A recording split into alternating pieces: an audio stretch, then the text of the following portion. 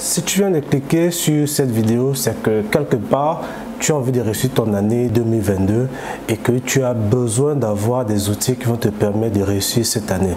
Et ça tombe bien parce que dans cette vidéo aujourd'hui, je vais te partager 5 choses ultimes à faire pour réussir ton année 2022.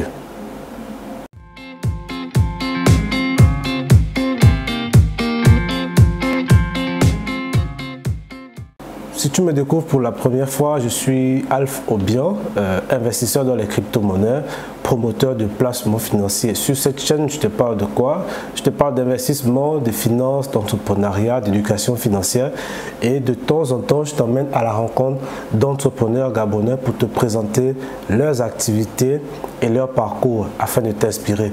Donc, si ces sujets, ces thématiques t'intéressent, abonne-toi dès maintenant sur cette chaîne parce que c'est ce genre de sujet que nous on aborde ici. Donc, comme je disais, les fêtes de fin d'année se sont achevées.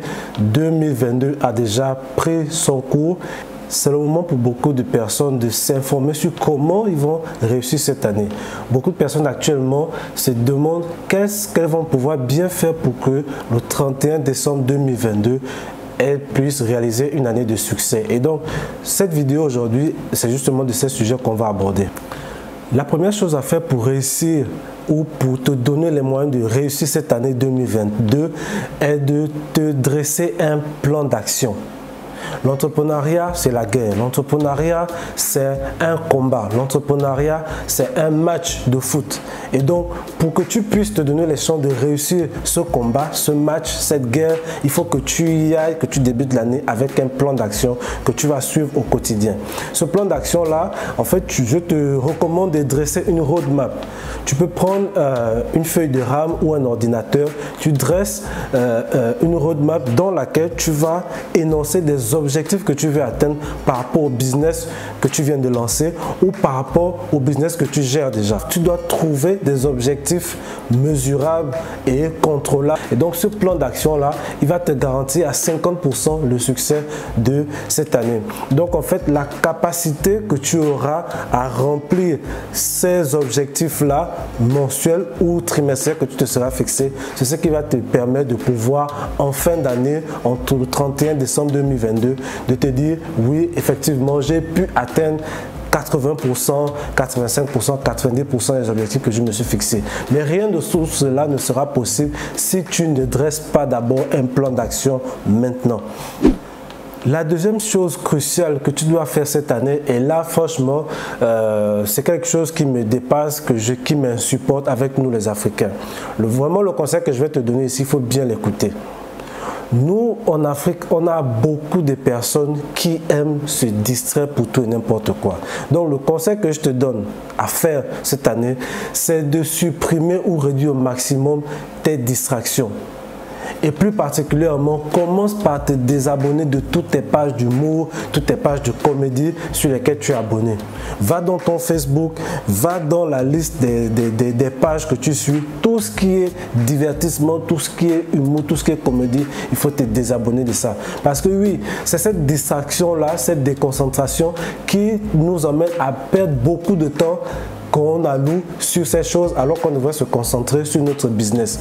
C'est la raison pour laquelle l'Afrique elle est aujourd'hui, parce qu'on est tout le temps dans la distraction, bien que nous soyons dans des situations compliquées de chômage, de galère, de manque d'emploi. Mais si en plus de ça, on passe 50% de notre temps à se distraire sur des pages d'humour, sur des pages de buzz, sur des pages de comédie, on sera toujours en retard. Donc le conseil que je te donne, c'est de commencer par te désabonner sur ces pages-là. Et la meilleure chose à faire en fait pour toi, c'est de t'abonner sur des pages de motivation, des pages qui parlent de business, d'entrepreneuriat, des pages qui traitent des sujets autour de ton secteur d'activité. Parce qu'en suivant ces pages-là, tu vas rester dans un état d'esprit de combattant, dans un état d'esprit de winner, dans cet état d'esprit de vainqueur.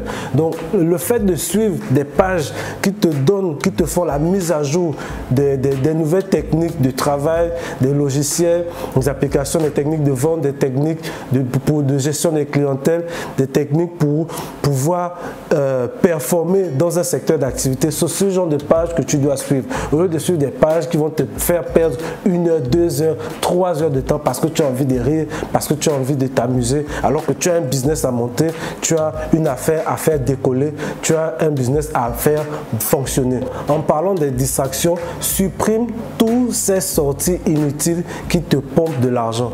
Tu ne peux pas vouloir bâtir un empire, tu ne peux pas vouloir te construire une personnalité, te bâtir une fortune, mais c'est encore toi qui continue à faire des sorties inutiles. Si bien entendu les sorties que tu fais te permettent de rencontrer des personnes qui vont t'aider à évoluer dans ton affaire, oui, tu peux te le permettre, mais à quoi va te servir de sortir tous les week-ends, tous les samedis, tous les dimanches parce que tu as envie de t'amuser, parce que tu estimes que tu es jeune et que non, il faut s'amuser alors que tu as un business que tu veux faire fonctionner. Donc, supprime-moi toutes ces distractions inutiles qui te pompent en plus des finances. Comment tu veux devenir riche et on continue à dépenser de l'argent dans des choses qui ne te permettent pas d'évoluer dans tes objectifs? Donc vraiment, cette année, il faut te faire rigueur. Il faut supprimer tous ces éléments qui te distraient. La troisième chose à faire, et j'en ai déjà parlé sur cette chaîne, je vais même t'envoyer regarder cette vidéo-là pour bien comprendre, c'est en fait, il faut que tu mettes en place un système d'épargne efficace. Il faut que tu arrives à te créer une épargne solide, une épargne sécurité qui va te permettre de pouvoir anticiper sur des aléas de la vie, sur des situations compliquées, sur des coups durs. J'ai déjà parlé de ça ici dans une vidéo que j'ai tournée, mais pour toi qui découvres la chaîne pour cette première fois, eh bien, il faut comprendre que pour pouvoir te fixer une stratégie d'épargne ou mettre en place un système d'épargne, la première chose que tu dois faire, c'est de maîtriser tes revenus, c'est de connaître toutes tes sources de revenus, savoir en moyenne combien tu arrives à générer par mois. Une fois que tu as fait cela, la deuxième chose que tu dois faire, c'est de pouvoir maintenant contrôler, maîtriser tes dépenses. Tu dois connaître toutes tes charges mensuelles. Je parle ici des charges fixes et des charges variables. Et bien entendu, anticiper sur des imprévus.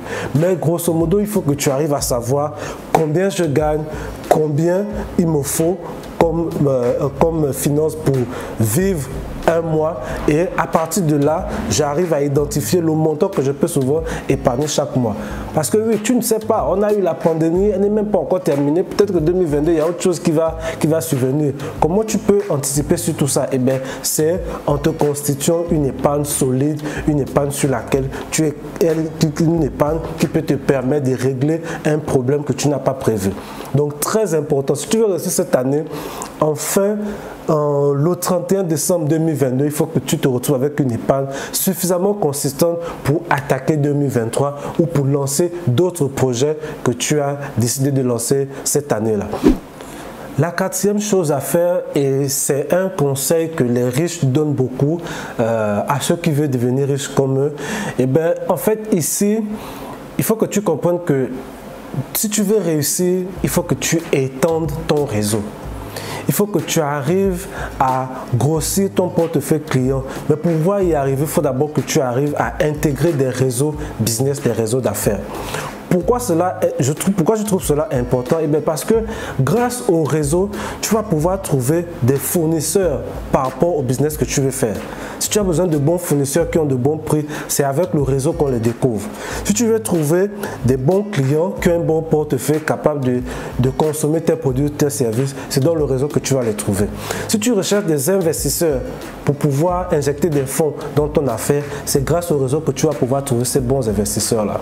Si tu cherches des compétences à embaucher ou à recruter pour tes business, c'est grâce au réseau que tu vas pouvoir avoir des recommandations de bons profils. Donc le réseau, il est très important pour toi parce que c'est lui qui va te permettre de développer ton affaire. C'est le réseau qui va te permettre d'accélérer non seulement la croissance de ton business, mais aussi ton chiffre d'affaires. Le réseau, il est très important aussi parce qu'il va te permettre de tomber sur des informations que tu ne pouvais pas avoir si tu voulais évoluer tout seul. S'il y a des appels d'offres qui sont en cours et que tu as la capacité et la compétence pour pouvoir répondre à cet appel d'offres, tu vas pouvoir le faire grâce au bon réseau et négocier ces appels d'offres-là. Donc vraiment, ne néglige pas cet aspect, le réseau, le réseautage. Tous les hommes riches, toutes les femmes riches du monde sont tous dans des réseaux business. Et donc, pour te donner des chances de réussir cette année, il faut que toi aussi, tu cherches à intégrer un réseau business dès maintenant. Et pour le faire, tu dois participer à des événements, à des ateliers de travail, à des after-work. Tu peux participer à des expositions, tu peux participer à des sorties de films ou bien à des présentations d'opportunités d'affaires. Et lorsque tu y vas, je te conseille d'y aller avec tes cartes de visite, ou si tu as des catalogues qui présentent tes produits, tes services, emporte-les avec toi de sorte que lorsque tu vas interagir avec ces gens durant ces événements, tu pourras partager ta carte de visite, tu pourras partager ton catalogue de produits et tes services. N'y va pas si tu n'as aucun de ces supports-là. On ne participe pas aux événements si on n'a pas le moyen de partager ses contacts.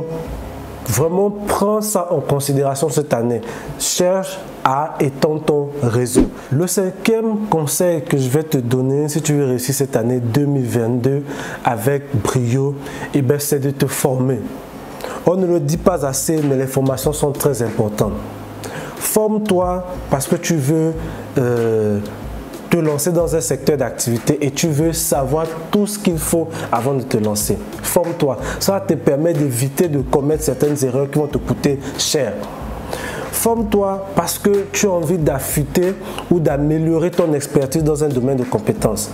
Certainement, tu es prestataire, tu exerces dans un domaine en tant que consultant, mais ne pense pas que tu es déjà bon et que ça te suffit déjà, ce que tu sais déjà. Non, continue de te former parce que chaque année, il y a de la nouveauté dans les secteurs d'activité. Donc, il faut te former pour aussi faire un peu de la veille économique, de la veille concurrentielle. Forme-toi parce que tu as envie d'être le meilleur, tu as envie d'augmenter ta valeur sur le marché. Parce que oui, chaque année, il y a des choses qui évoluent et chaque année, les clients sont de plus en plus exigeants par rapport aux prestataires avec lesquels ils travaillent. Donc pour que toi, tu sois toujours au top de ton secteur d'activité, il faut que tu te formes régulièrement. Il faut que tu te formes régulièrement. Donc, c'est très important à comprendre. Parce que si tu ne te formes pas, à un moment donné, tu vas penser que tu es toujours à jour de comment on fait X ou Y chose dans ton secteur d'activité. Mais en fait, ça, tu as des méthodes qui sont beaucoup plus perfectionnées que ça. Et tout de suite, si un client suit le secteur d'activité en question, il vient demander tes services ou pour ce travail-là, s'il voit que tu utilises encore les anciennes méthodes, il est capable de rendre le contrat même avant même que tu livres le travail.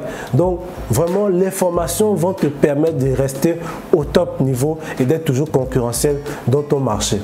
Et le conseil bonus que je te donne, il faut diversifier tes sources de revenus.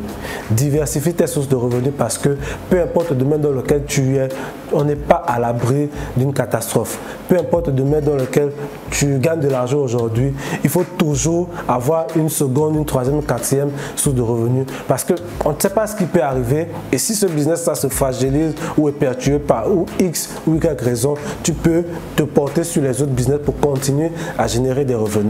Donc voilà le conseil que je voulais te donner cette année. Dis-moi ce que tu en penses dans les commentaires. Quelles est pour toi les 2 ou 3 choses les plus importantes que tu dois faire cette année pour réussir ton année business 2022? Moi, c'est ce que je trouve le plus pertinent. Bien entendu, la liste n'est pas exhaustive, il y a beaucoup de choses à faire. Mais les plus importantes, ce sont ces choses-là que je viens de te donner.